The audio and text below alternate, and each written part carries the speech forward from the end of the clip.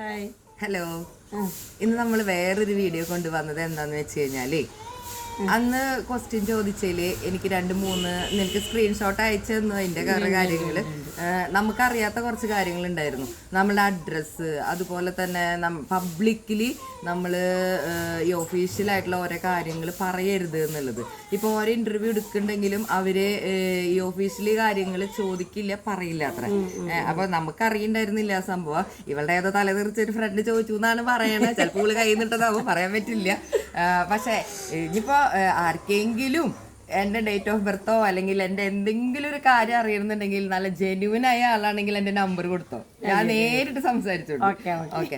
അപ്പൊ നമ്മൾ എന്താ ചെയ്യേണ്ടതെന്ന് വെച്ചാല് ഈ സോഷ്യൽ മീഡിയയിൽ കയറിയിട്ട് ഈ പബ്ലിക് അറിയാതിരിക്കേണ്ട, ചിലപ്പോ ഒരുപാട് പേർക്ക് അറിയുമായിരിക്കും പക്ഷെ നമ്മളെ കാണുന്നത് വേറെയും കുറേ പേരുണ്ട്. അപ്പൊ അവർക്ക് നമ്മളെ കുറിച്ച് അറിയില്ല. അപ്പോൾ ഒരു ബാങ്കിലത്തെ ഒരു എംപ്ലോയിയാണ് എന്നോട് ആദ്യം പറഞ്ഞത്. അത് ഞാൻ സ്ക്രീൻഷോട്ട് വിളിക്ക് കൊടുത്തു. വേറൊരു ഞാൻ വിചാരിച്ചത് പെണ്ണുങ്ങള് മണ്ടികളാണ്, പെണ്ണുങ്ങളായിരിക്കുമല്ലോ ഈ ക്വസ്റ്റ്യൻ തോണ്ടി ചോദിക്കുക. പക്ഷെ ഒരു പെണ്ണ് എനിക്ക് മെസ്സേജ് ഇട്ട് പറഞ്ഞു, ഇതൊരു ചെറിയ പണി കിട്ടാനുള്ള പരിപാടി ഉണ്ട് നീ.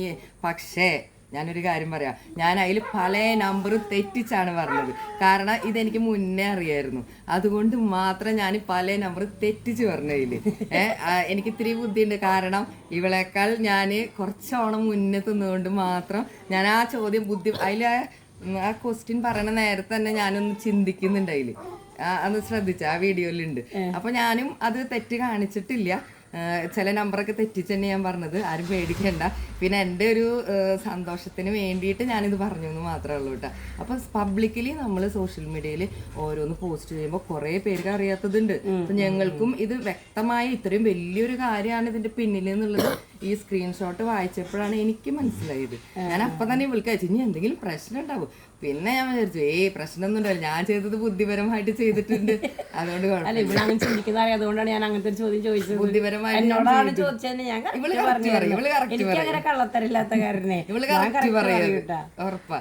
പക്ഷെ അങ്ങനെ ചെയ്യാൻ പാടേ. ഇൻഫർമേഷൻസ് കൊടുക്കുമ്പോ ശ്രദ്ധിച്ച് കൊടുക്കുക. മെയിൻ ഡീറ്റെയിൽസ് ഒന്നും പബ്ലിക്കായിട്ട് പറയാൻ പാടില്ല. അങ്ങനെ എന്തെങ്കിലും അറിയുന്നുണ്ടെങ്കിൽ പേഴ്സണലായിട്ട് വിളിച്ച് ചോദിക്കുക അല്ലേ. അപ്പൊ നമ്മള് പറയും ആർക്കറിയണ്ടെങ്കിൽ. Okay, by.